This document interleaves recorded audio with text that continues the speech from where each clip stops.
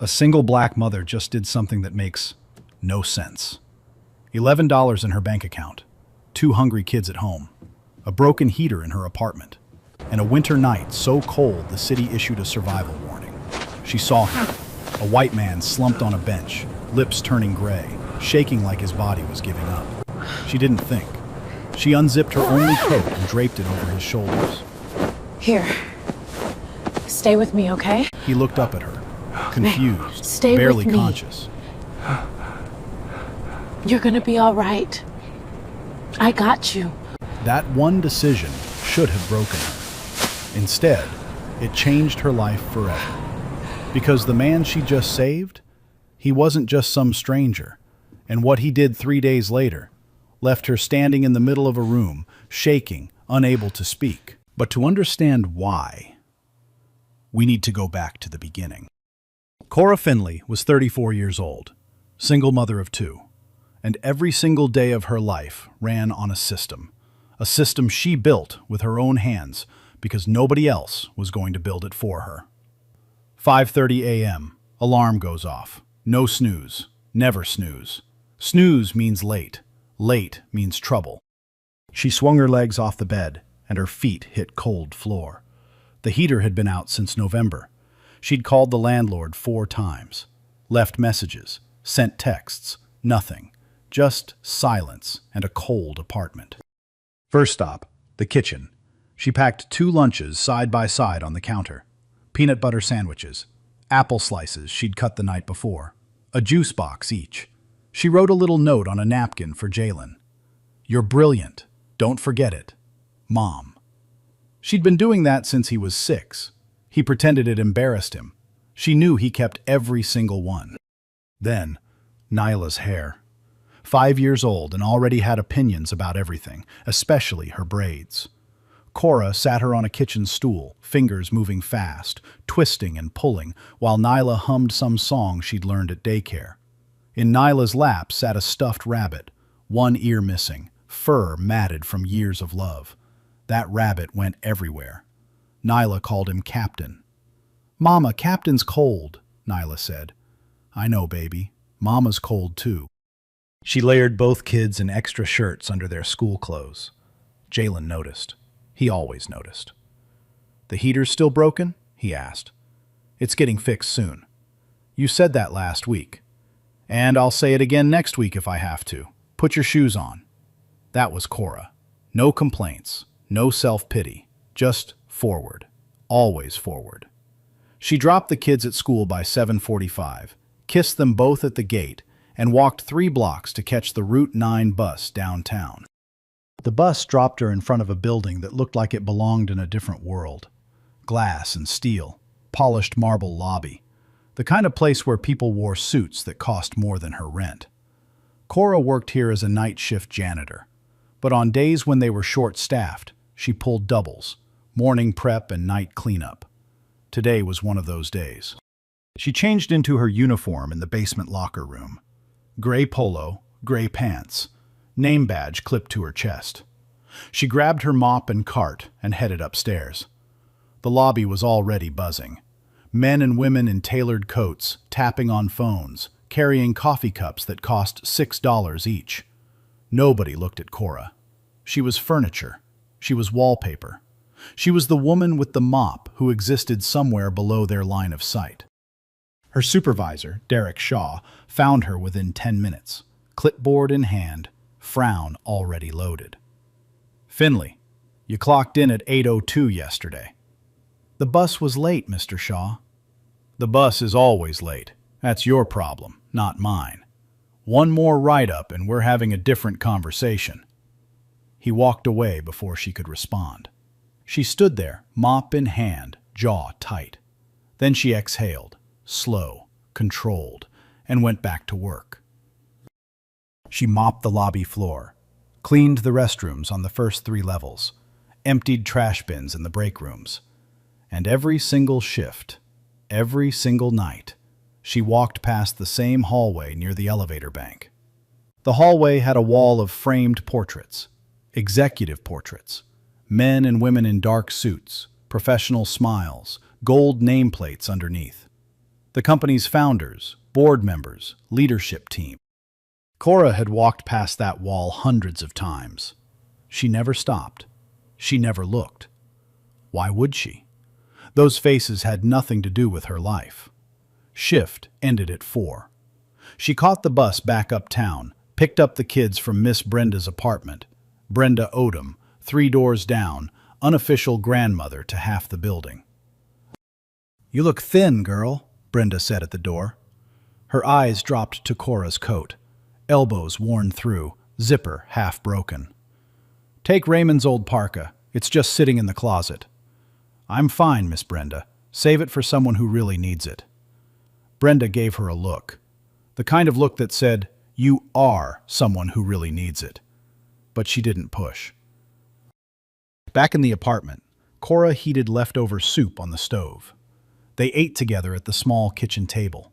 Cora, Jalen, Nyla, and Captain, the one-eared rabbit propped up in his own chair because Nyla insisted. After dinner, Cora sat with Jalen and his dream journal, a spiral notebook filled with sketches and ideas, inventions he wanted to build someday. Tonight's page? A solar-powered backpack charger. He'd drawn it in colored pencil, labeled every part. "You think it could actually work, Mom?" "I think it's brilliant." "But like, for real?" She put her hand on his. "Jalen, I have never lied to you about your brain. If you drew it, you can build it." He smiled, small but real. She tucked both kids in. Read Nyla a chapter from a library book. Kissed them goodnight. Then she sat alone in the kitchen. 4 days until payday. 3 days until Jalen's science fair. She'd promised him poster board and batteries. She had $11. Poster board was $8. Batteries were $5. The math didn't work. It never worked. The radiator clanged once, loud, metallic, hopeful, then went silent. Cora pulled every spare blanket from the closet, draped them over the kids, kept the thinnest one for herself. She sat on the edge of her bed in the dark, hands folded, eyes closed. "Just get us to Friday," she whispered. "Just get us to Friday." The next morning, Cora woke up to her phone buzzing. A weather alert. She squinted at the screen, still half asleep. Winter storm warning. Dangerously low wind chills expected tonight. Temperatures dropping to -8 degrees. Limit outdoor exposure. Check on elderly neighbors. She read it twice. Then she looked at the radiator in the corner. Dead. Still dead. She got the kids dressed in every warm layer she could find. 2 shirts each, sweaters on top. Jalen's jacket was too small. The sleeves stopped above his wrists, but it was all they had. Nyla clutched Captain the Rabbit tight against her chest like he was the one who needed protecting. "Mama, is it gonna snow?" Nyla asked. "Maybe, baby." "Can we build a snowman?" "We'll see." Cora dropped them at school, then stood at the bus stop and called the landlord one more time. This time, someone actually picked up. "Mr. Hoffman, this is Cora Finley in 4B. The heater's been out since November. There's a winter storm tonight. I have 2 children in that apartment."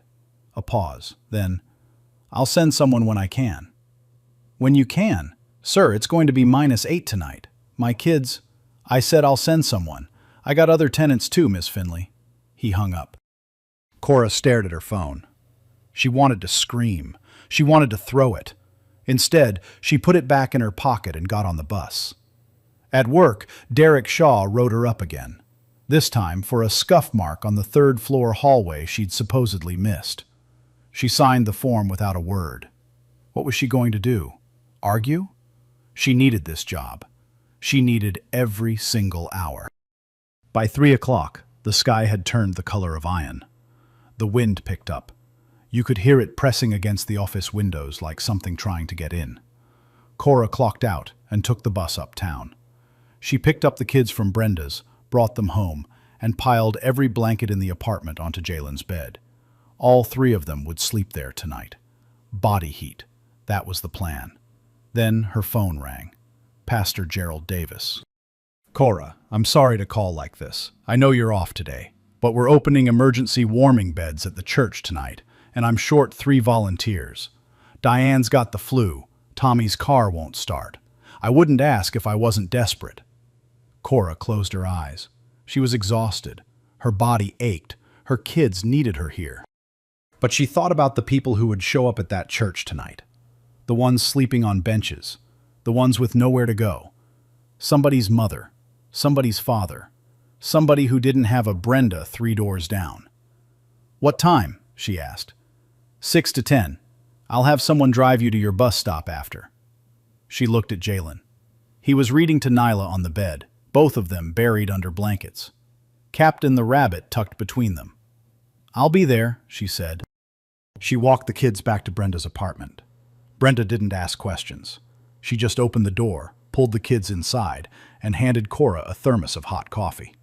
"You're crazy, girl," Brenda said, but she said it with love. Cora took the bus to the church. For 4 hours, she ladled soup, handed out blankets, made up cots, and talked to people who hadn't had a real conversation in days. An old man told her about his dog that died last winter.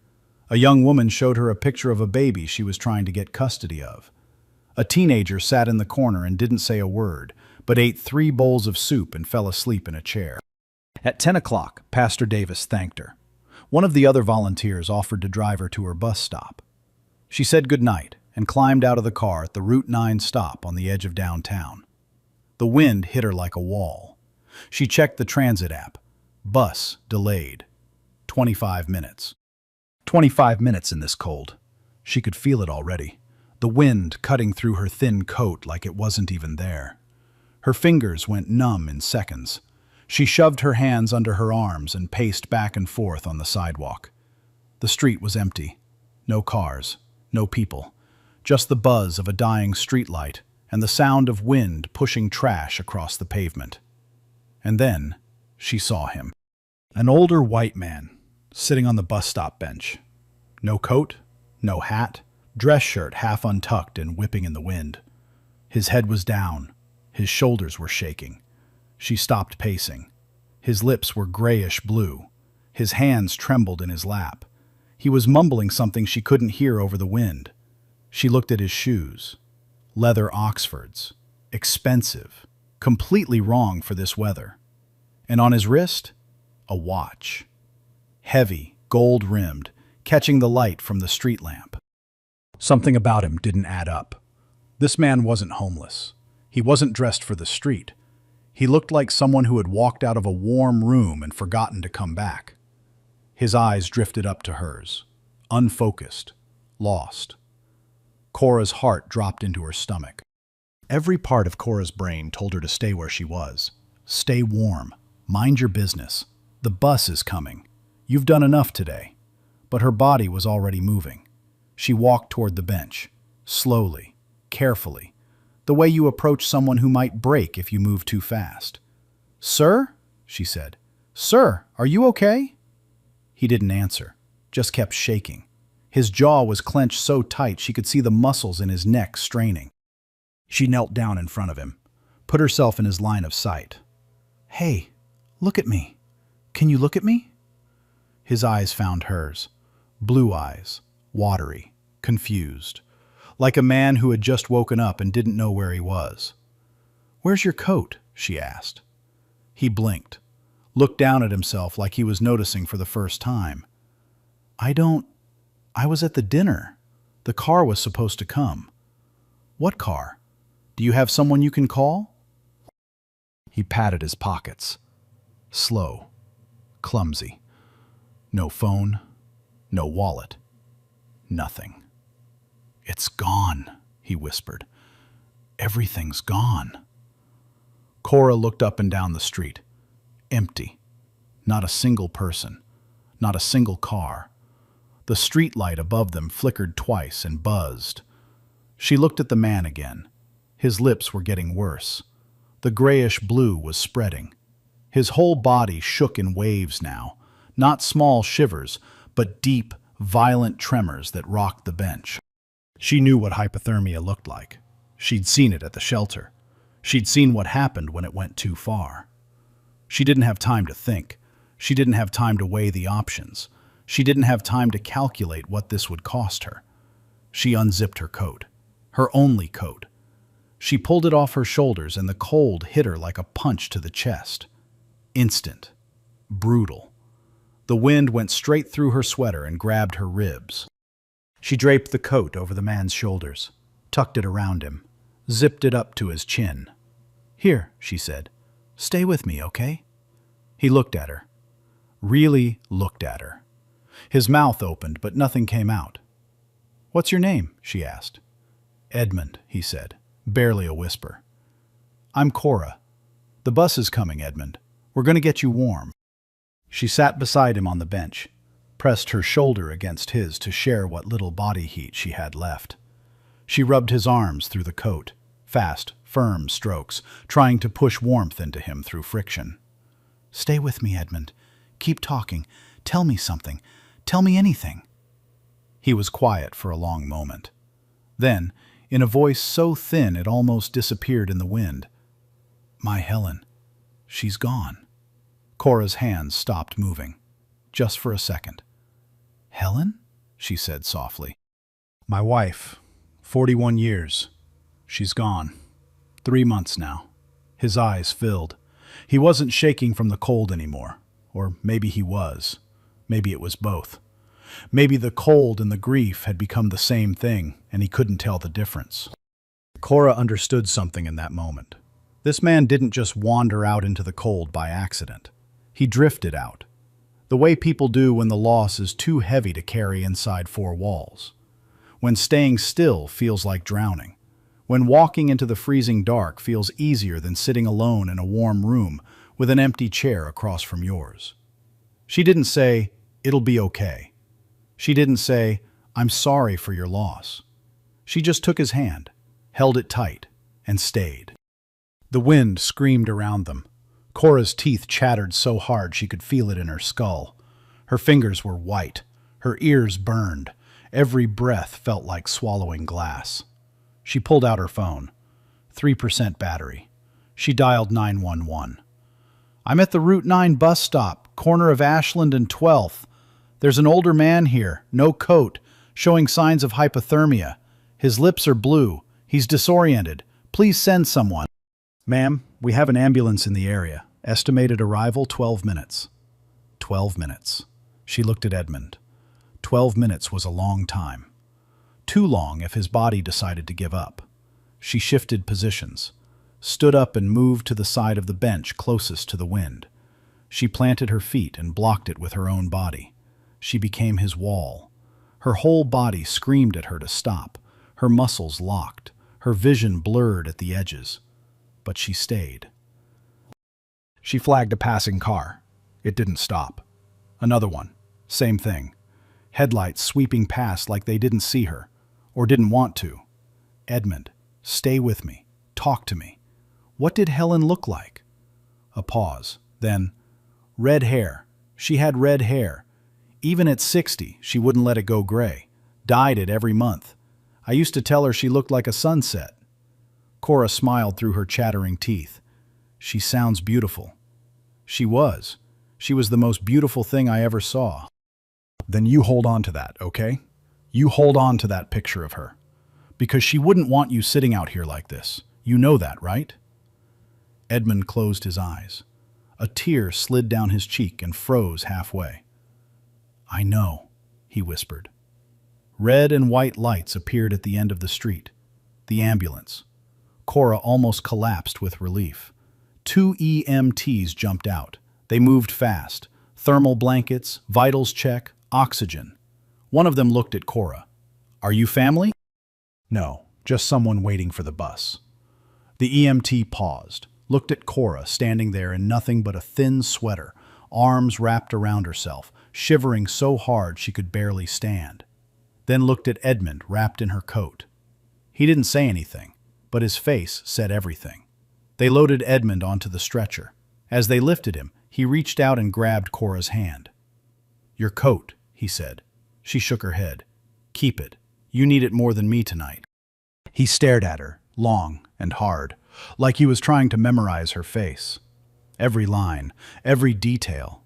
Like he knew, even through the fog of cold and grief, that he was looking at someone he would never forget. The ambulance doors closed, the lights spun, and then it was gone. Cora stood alone at the bus stop. No coat, no gloves, nothing between her and the coldest night in 15 years except a thin cotton sweater. One of the EMTs had left her an emergency thermal blanket, the shiny silver kind that crinkles when you move. She wrapped it around her shoulders. It was barely enough. The bus finally came, 28 minutes late. Cora climbed the steps, emergency blanket wrapped around her like a silver cape. The driver looked at her but said nothing. She sat in the back row, leaned her head against the cold window, closed her eyes. She thought about Jalen's science fair, the poster board, the batteries, the $11 that still wasn't enough. She thought about Edmund's eyes when he said, "My Helen." She thought about red hair and sunsets and 41 years of love. She whispered to herself, so quiet nobody could hear, "Lord, just get us to Friday." All right, hold on. I gotta pause right here, because this woman, she literally had nothing. $11, no heat, 2 kids at home, and she still gave her only coat to a stranger. Like, bro, I don't even know if I could do that. That's not normal kindness. That's something else. The next morning, Cora woke up sore. Her shoulders ached. Her throat was raw. Her hands still felt stiff from the cold, like they hadn't fully thawed overnight. She got up anyway. Same routine, same clock, same cold apartment. She opened the closet and stared at the empty hook where her coat used to hang. For a second, she just stood there. Then she pulled on 2 sweaters, layered one over the other, and kept moving. Jalen saw her at breakfast. "Where's your coat, Mom?" "At the cleaners." "We don't go to the cleaners." "Jalen, eat your sandwich." He looked at her the way he always did when he knew she was lying. But he didn't push. He was 10. But sometimes he carried himself like he was 40. She dropped the kids at school, took the bus downtown, and worked her shift. Nobody noticed she didn't have a coat. Nobody noticed anything about Cora. That was the whole point of being invisible, until you needed someone to see you. That night, she picked up the kids from Brenda's. Brenda took one look at her, 2 sweaters, no coat, red nose, chapped lips, and disappeared into the hallway closet. She came back with Raymond's old parka, brown corduroy, oversized, smelled like mothballs and old cologne. "Take it," Brenda said, not a question this time. Cora hesitated. "Mama, take it," Nyla said from behind her. "You're turning blue." Cora took the parka. She put it on. It swallowed her whole. Nyla giggled. Even Jalen cracked a smile. "Thank you, Miss Brenda." "Don't thank me. Just stop giving away your clothes to strangers in the middle of winter." Cora didn't explain. She didn't tell Brenda about Edmund. She didn't tell anyone. It wasn't a story to her. It wasn't something she did to feel good about herself or to earn something in return. It was just Tuesday. A man was freezing. She had a coat. That's all there was to it. Life went on. She mopped floors. She packed lunches. She counted days until payday. The math still didn't work. It never did. 3 days passed. On Saturday morning, Cora was at the soup kitchen, apron on, hair tied back, chopping onions for the lunch service while Pastor Davis prepped the dining room. The front door opened. A woman walked in, mid-40s, wool coat, the kind that costs more than Cora's rent. Hair pulled back neat, posture straight. She looked around the soup kitchen like she'd never been inside one before. She walked up to Pastor Davis. "Excuse me, I'm looking for a woman named Cora. Black woman, mid-30s. She may have been at the Route 9 bus stop last Tuesday night." Pastor Davis set down the folding chair he was carrying. He looked at the woman for a long moment, careful, protective. "May I ask who's looking for her?" "My name is Lorraine Calloway Nash. My father was the man she helped that night. He's recovering now, and she's all he talks about. I'd like to thank her personally." Pastor Davis nodded slowly. I'll pass the message along, but I can't give out her information. I'm sure you understand. Lorraine paused. Then she reached into her purse and pulled out a business card. Of course. Please give her this. She can reach me whenever she's comfortable. Pastor Davis took the card. Lorraine left. That afternoon, Pastor Davis found Cora in the kitchen. Someone came looking for you today, he said. A woman. Said her father was the man you helped Tuesday night. Cora kept chopping. Okay. She seemed sincere, Cora. Left her card. He held it out. Cora wiped her hands on her apron and took it. She glanced at it. White card, clean font, gold lettering. Lorraine Calloway Nash, VP of Operations, Calloway and Breck Holdings. She read it once, then slipped it into her apron pocket. I didn't do anything special, Pastor. I just did what anyone would do. Pastor Davis leaned against the counter, crossed his arms, looked at her with those steady, quiet eyes. That's the thing, Cora. Not everyone would. That night, Cora went to work like she always did. Gray polo, gray pants, mop and cart. The marble lobby gleaming under fluorescent lights. She mopped the first floor, cleaned the restrooms, emptied the trash in the break rooms. Same routine she'd done 1,000 times. Then she reached the hallway near the elevator bank, the one with the portraits. She'd walk past this wall every single shift for 3 years. Never stopped, never cared. Faces behind glass, names she didn't know. People who lived in a world that had nothing to do with hers. But tonight, something made her slow down. Maybe it was the business card sitting in her apron pocket. Maybe it was the name, Calloway, still rattling around in her head. Maybe it was nothing. Maybe it was everything. She stopped in front of the third portrait from the left. A man in a dark suit, silver hair combed back, strong jaw, professional smile. The kind of photograph taken in a studio with perfect lighting and an expensive backdrop. She read the nameplate underneath. Edmund Calloway, founder and chairman. Calloway and Breck Holdings. Cora's mop handle slipped in her grip. A streak of dirty water trailed across the marble floor. She stared at the portrait. Then she looked away. Then she looked back. The face was different. Younger in the photo, more composed, more polished. But the eyes were the same. Blue, deep set. The same eyes that had looked up at her from that bench, confused and broken and barely alive. She reached into her apron, pulled out Lorraine's business card, held it next to the portrait. Calloway and Breck Holdings. Same name, same company, same logo in the corner. Her hand was trembling. She pulled out her phone, typed Calloway and Breck Holdings into the search bar. The results loaded slow on her cracked screen. Calloway and Breck Holdings, one of the region's largest commercial real estate and community development firms. Founded in 1986 by Edmund Calloway, portfolio valued at an estimated $340 million. She scrolled down. Edmund Calloway recently stepped back from public life following the death of his wife of 41 years, Helen Calloway. Helen. My Helen. She's gone. His voice came back to her. Thin, broken, almost swallowed by the wind. She put her phone away, picked up the mop, wrung it out over the bucket. She stared at the portrait one more time.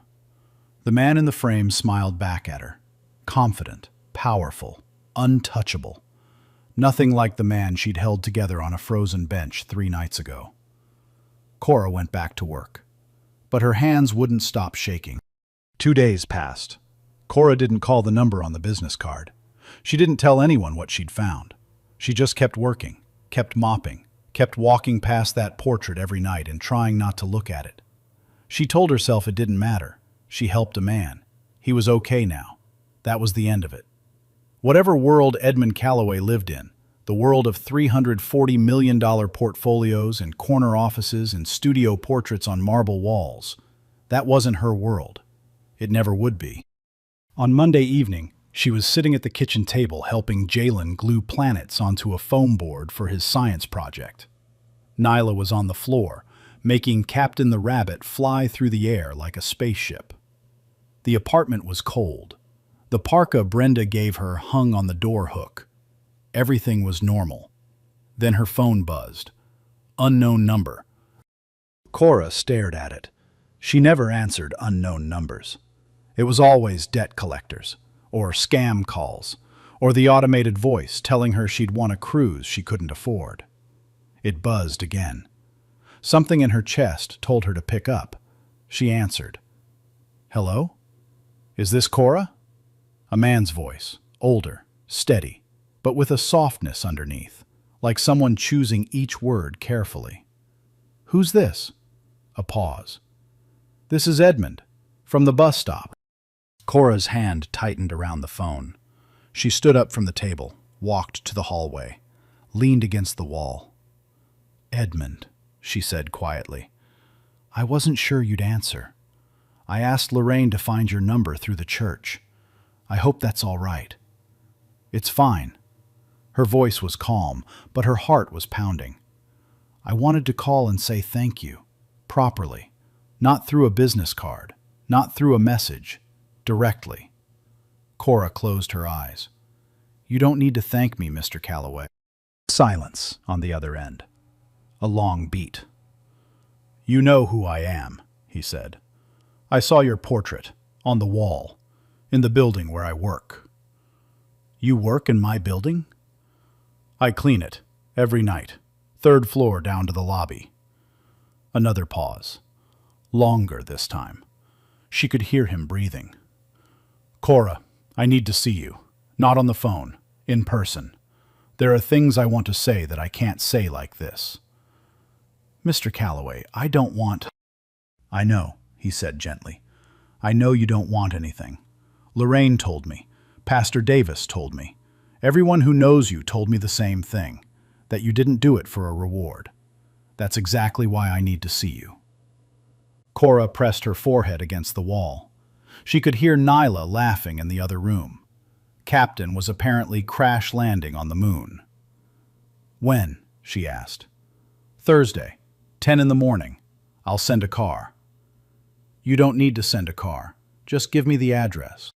He gave her the address. Not the glass tower downtown, a private brownstone across town, his personal office.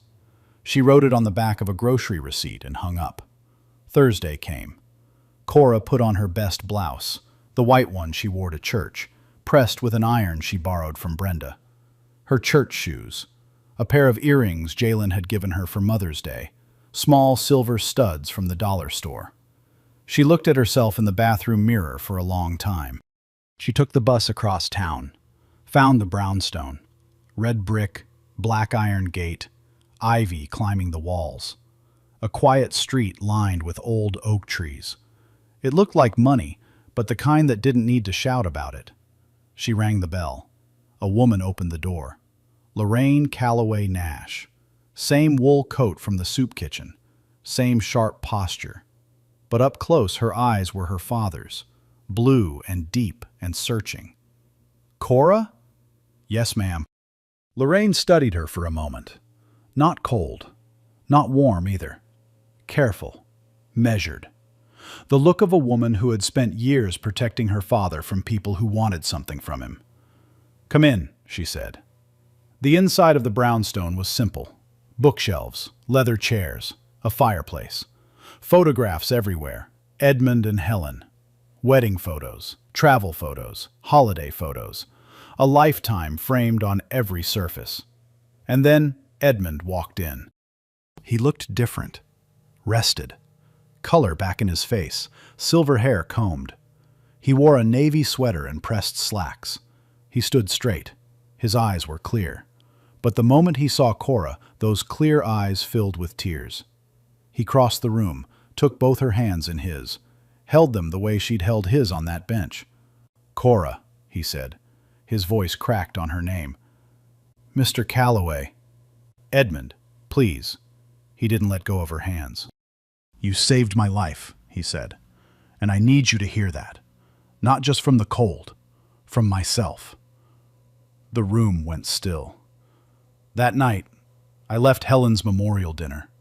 3 months since she passed. I told my driver to give me a minute, and I walked. I didn't mean to go far, but grief doesn't follow directions. I just kept walking. And at some point, I stopped caring. I stopped caring if I made it back. His voice dropped to a whisper. And then you sat down next to me, and you held my hand, and you talked to me like I was a person, not a problem, not a situation, a person. You asked me about Helen. You told me to hold on to her. Do you remember that? Cora nodded. She couldn't speak. That's the moment I came back, Edmund said. That's the moment I decided to come back. Lorraine stood by the fireplace. Her arms had been crossed when Cora walked in. They weren't crossed anymore.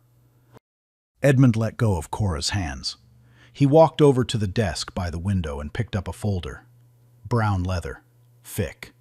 He set it on the table between them. Cora, I didn't bring you here to hand you a check and send you on your way. That's not what this is. She sat down in the chair across from him. Her hands were folded tight in her lap. Her church shoes pressed flat against the hardwood floor.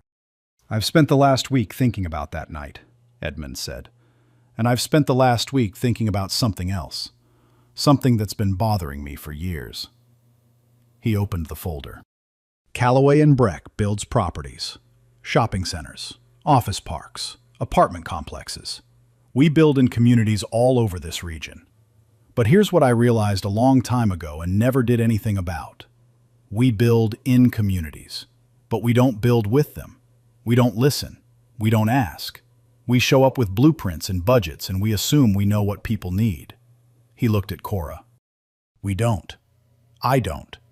A man who can't survive one night alone on a bench has no business telling other people what they need. Cora didn't move. She barely breathed.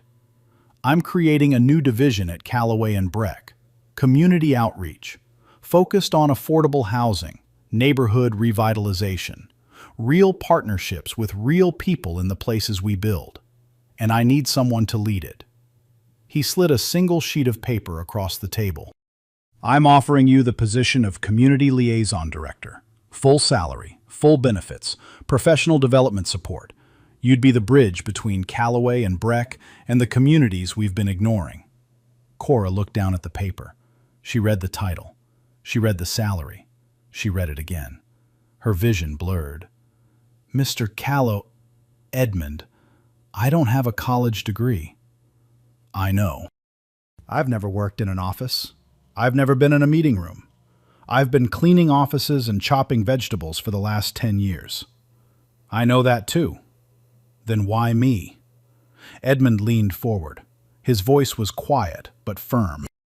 Because I've had 100 people with degrees and experience sit in that chair. Ivy League graduates, MBAs, people with resumes so long they need 2 pages. Not one of them gave a stranger their coat in a snowstorm. Not one of them sat with a broken old man in the freezing cold and asked him about his wife. He paused. I'm not hiring a resume, Cora. I'm hiring a person, and I've never met a better one. Cora pressed her lips together. She looked at the ceiling, then the floor, then back at Edmund. There's more, he said. He pulled a second document from the folder. Callaway and Breck has a foundation. We fund education programs across the county. I'm establishing a new scholarship, the Cora Finley Scholarship Fund, for children of single working parents. It will cover school supplies, tutoring, technology, and post-secondary education costs. He said it in front of her. Your children, Jalen and Nyla, will be the first recipients. Cora's hand went to her mouth. She pressed it there hard, like she was trying to hold something in. Her shoulders shook. And one more thing, Edmund said. His voice was gentle now, almost careful, like he knew the next words might be the ones that broke her. I made some calls this week. Callaway and Breck owns the building you live in. Did you know that? Cora shook her head, slowly. Your heating system will be repaired by Friday. I've spoken directly to the building manager, and your rent is frozen for 2 years while you transition into your new role. You won't pay $1 more than you're paying now." The room was quiet. The only sound was the tick of a clock on the mantel and the soft crackle of the fireplace. Cora sat there, tears running down her face, hands trembling in her lap. She opened her mouth to speak, and nothing came out. She tried again. Nothing. Lorraine moved from the fireplace. She walked across the room, pulled a tissue from the box on the desk, and held it out to Cora. Their eyes met. "Welcome to the team, Cora," Lorraine said. It was quiet. It was simple. But the way she said it, steady, sincere, without a trace of the caution she'd carried when Cora first walked in, it meant everything. Cora took the tissue, pressed it to her eyes, breathed in, breathed out. Then she looked at Edmund. "I'll do it," she said, "but I have one condition." Edmund raised his eyebrows. "The scholarship fund. It can't just be for my kids. It has to be open to every child in the neighborhood. Every kid whose mother is working 2 jobs and still can't make the math work. Every kid with a dream journal full of ideas and no money for poster board." Edmund smiled. The first real, full smile she'd seen from him. It reached his eyes. "Already planned for it," he said. Cora stood up. She shook his hand. Then she shook Lorraine's hand. Then she walked into the hallway, pulled out her phone, and called Brenda. She could barely get the words out. "Miss Brenda, something happened. Something just... I can't even..." Brenda screamed so loud the phone speaker crackled and distorted. In the background, Jalen's voice, "What's happening? What's wrong?" Brenda, "Nothing's wrong, baby. Your mama just changed the whole game." Cora laughed and cried at the same time. "Can I talk to Jalen?" A shuffle, then Jalen's voice, quiet, worried. "Mom, you okay?" "I'm okay, baby. I'm really okay. I have some news, really good news. I'll tell you everything when I get home." A pause. "But Jalen, get your dream journal out. We're going to need it." 3 months later, Cora Finley walked into an office with her name on the door. It was small, a desk, a chair, a window that looked out onto a street she used to walk down with her mop cart. But it was hers, her name on a brass plate, her business cards in a holder on the desk. Cora Finley, Community Liaison Director, Callaway and Breck Holdings. She ran her thumb across the raised letters. Then she set a framed photo next to the card holder. Her, Jalen, and Nyla at Brenda's kitchen table. Nyla holding Captain, Jalen doing his quiet, serious smile. On her first day, she wore the old coat. Not the parka Brenda gave her, the original one, the one she'd draped over Edmund's shoulders that night at the bus stop. He'd had it cleaned, mended at the elbows, and returned to her in a box with a handwritten note. "This coat saved my life. I thought it should come home." She didn't need it anymore. She had a new one, a good one. But she wore it that first morning because she wanted to remember where she started. She wanted to carry that night with her into every room she walked into from now on. The job was hard. She didn't pretend it wasn't. The first month was meetings and conference calls and terminology she had to look up on her phone under the table. Words like stakeholder engagement and impact assessment and community asset mapping. She wrote everything down. She asked questions. She stayed late. But the part that came easy, the part that nobody could teach, was the people. Cora went into community meetings and she listened. Not the way executives listen, already forming their response before the other person finishes talking. She listened the way someone listens when they've lived the same story. Because she had. She took notes. She followed up. She remembered names.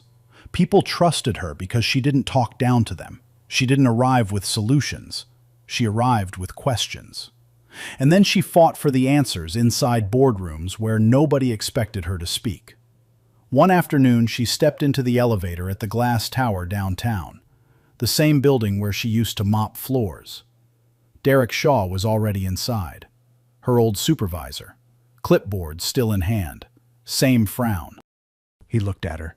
Blazer, badge, different floor, different name on the badge. He didn't say a word. Cora pressed the button for the 8th floor. The doors closed. She didn't say anything either. She didn't have to. 6 months after Cora started, the Cora Finley Scholarship Fund held its first ceremony at Pastor Davis's church. 12 children from the neighborhood sat in the front row. Each one received a backpack, not an empty one. Laptops, school supplies, notebooks, and a handwritten letter from Cora tucked inside. A local news crew came. A reporter asked Cora why she chose backpacks. She smiled. "Because I know what it feels like to send your kid to school and hope nobody notices they don't have what they need." That clip ran on the evening news. Then it ran again online. Then it kept running. Jalen was one of the 12. 2 months later, he took his solar-powered backpack charger to a regional science fair. He stood in front of a panel of judges and explained how it worked: the solar cells, the battery pack, the USB port. He'd built the prototype on the kitchen table with materials Cora could finally afford.